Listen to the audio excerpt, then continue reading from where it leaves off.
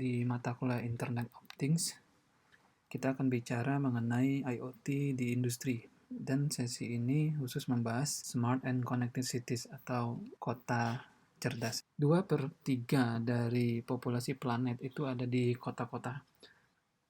Kota-kota saat ini bertanggung jawab terhadap 60-80% dari energi dunia, kemudian penggunaan 60% dari air, dan juga kebocoran-kebocoran sumber daya lainnya. Satu concern utama dari pimpinan-pimpinan kota di seluruh dunia adalah untuk mengoptimasi semua sumber dayanya. Sumber daya ini terdiri dari air, energi, maupun infrastruktur untuk efisiensi, juga limbah, serta pemrosesan emisi. Outline-nya untuk sesi kali ini yaitu strategi IoT untuk kota-kota yang lebih cerdas, kemudian arsitektur IoT untuk smart city, dan juga contohnya. Penerapan solusi menggunakan TIK dapat meringankan masalah-masalah kota saat ini.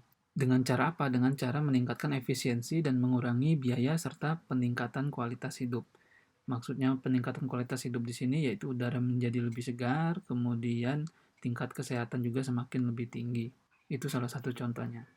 Kemudian kota-kota yang mengambil pendekatan seperti ini sering disebut dengan smart city atau kota cerdas.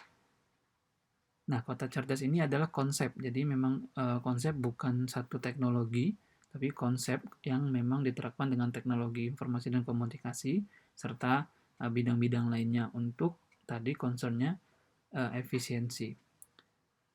Nah, konsep kota cerdas ini sering didiskusikan pada kalangan perencanaan wilayah kota seluruh dunia dan dalam satu dekade ini sangat masif sekali. Kebutuhan untuk kota yang lebih cerdas ini dalam beberapa bidang di kota tersebut, mulai dari smart building atau bangunan cerdas atau gedung cerdas. Smart building ini memiliki potensi untuk menghemat hingga 100 miliar dolar dalam pengurangan operasional dari energinya. Jadi operasional kota itu membutuhkan energi yang besar sekali dan biayanya juga besar sekali.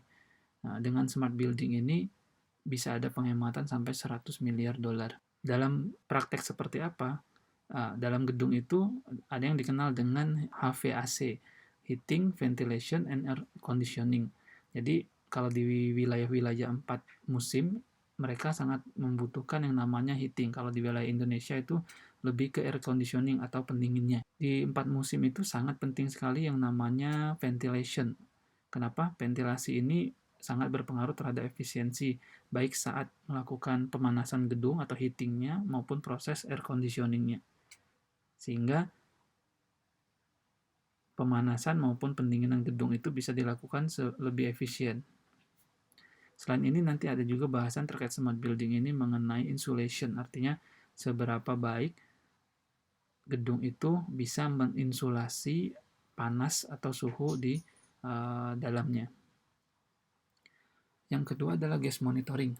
Nah, ini berbeda dengan di Indonesia. Jika di negara-negara maju, penggunaan gas seperti LPG itu mereka menggunakan pola seperti PDAM atau air, yaitu menggunakan pipa-pipa. Jadi bisa dilakukan monitoring dengan cara membuat meter reading cost-nya.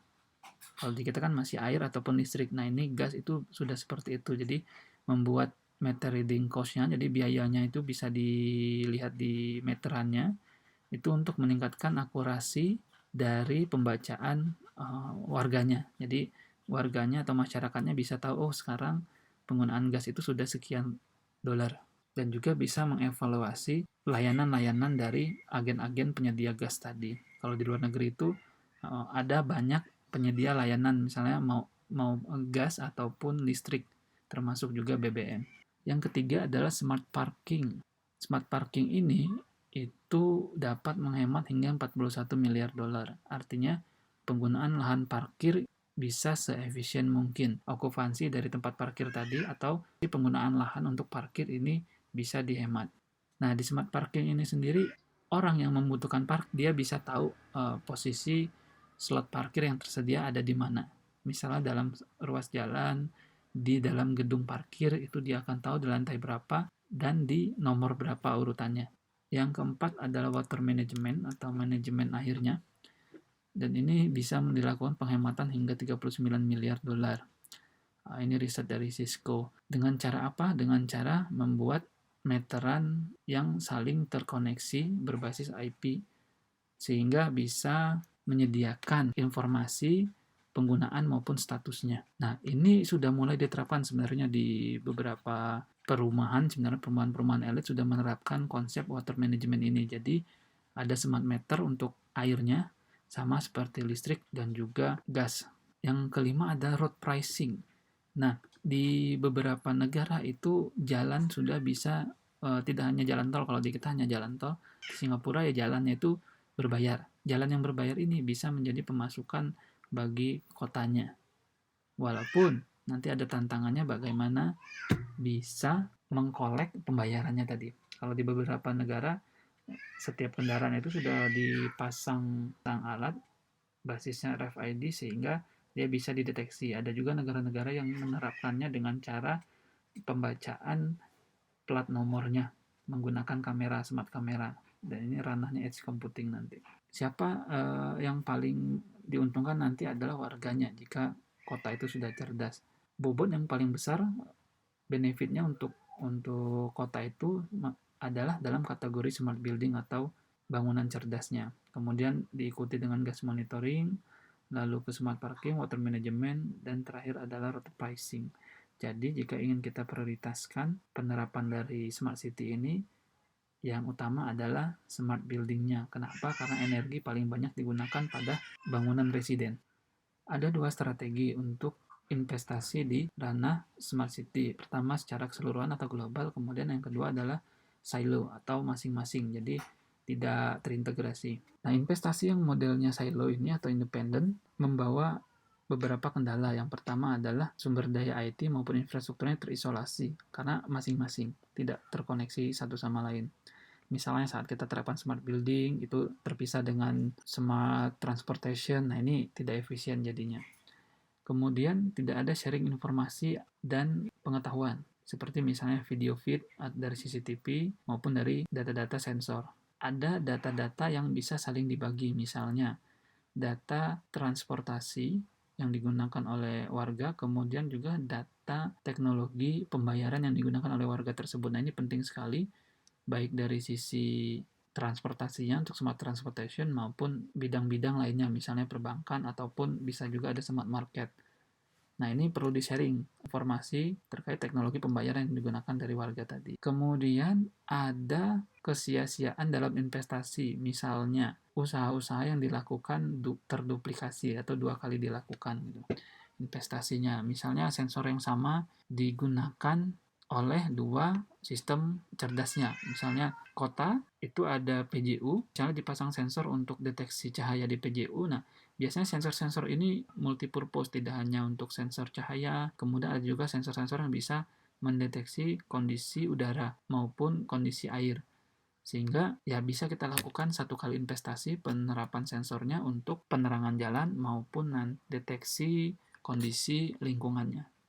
Yang terakhir adalah kesulitan dalam memanage skala infrastrukturnya. Kenapa? Kalau kita bicara infrastruktur, ini perlu sekali desain yang terintegrasi sejak awal. Jika terpisah-pisah atau silo tadi, maka akan sulit untuk memanagenya. Jelas karena memanagenya perlu berbeda sistem gitu. Kalau jika dirancang dari awal terpadu, maka cukup satu kali login sudah bisa memanage semua sistem yang ada. Nah, bagi kota sendiri, ini skalanya besar, sehingga pasti effortnya juga besar, dan butuh dana yang besar juga. Ini isu buat kota.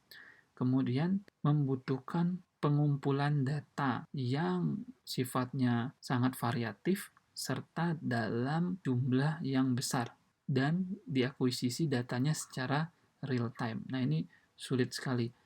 Harus dilakukan akuisisi datanya secara real time, dari dataset yang bervariasi, bukan data yang bervariasi, tapi dataset, kumpulan-kumpulan data yang bervariasi, serta dalam jumlah yang besar, large amount of diverse dataset in real time. Ini tidak mudah.